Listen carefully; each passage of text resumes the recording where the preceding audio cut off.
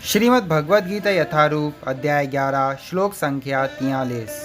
पितासि लोकस्य चराचरस्य त्वमस्य पूज्यश्च गुरुरगरीयान् न त्वत्समोऽस्त्यभ्यधिकः कुतोऽन्यो लोकत्रयेऽप्यप्रतिमप्रभाव। आप इस चर तथा अचर संपूर्ण दृश्य जगत के जनक हैं। आप परम पूज्य महान आध्यात्मिक गुरु हैं। ना तो कोई आपके तुल्य है, ना ही कोई आपके समान हो सकता है। हे अतुल शक्ति वाले प्रभु, भला तीनों लोकों में आपसे बढ़कर कोई कैसे हो सकता है। तात्पर्य: भगवान कृष्ण उसी प्रकार पूज्य हैं जिस प्रकार पुत्र द्वारा पिता पूज्य होता है।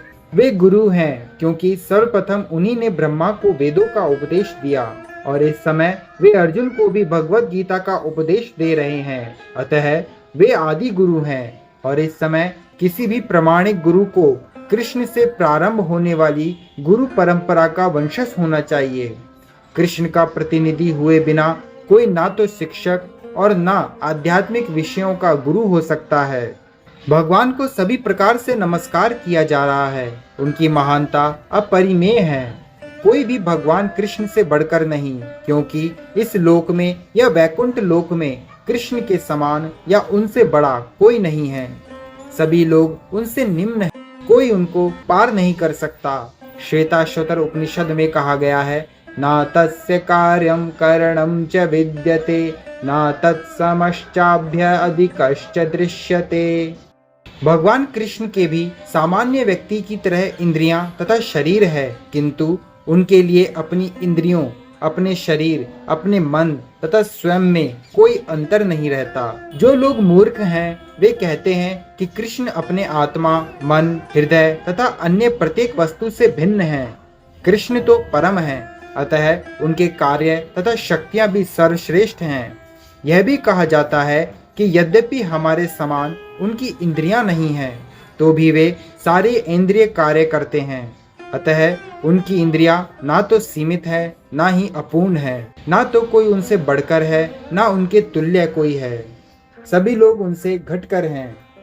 परम पुरुष का ज्ञान, शक्ति तथा कर्म सभी कुछ दिव्य है। भगवत गीता में कहा गया है, जन्म कर्म च मे दिव्यम एवं यो वेत्ति तत्वतः त्यक्त्वा देहं पुनर्जन्म नेति मामेति सो अर्जुना।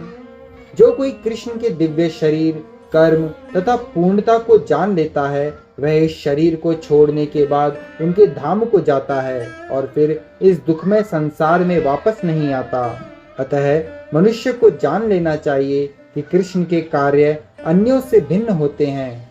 सर्वश्रेष्ठ मार्ग तो यह है कि कृष्ण के नियमों का पालन किया जाए।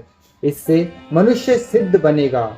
यह भी कहा गया है कि कोई ऐसा नहीं जो कृष्ण का गुरु बन सके, सभी तो उनके दास हैं। चैतन्य चरितामृत से इसकी पुष्टि होती है। एकल ईश्वर कृष्ण और सब भृत्या, केवल कृष्ण ईश्वर हैं, शेष सभी उनके दास हैं।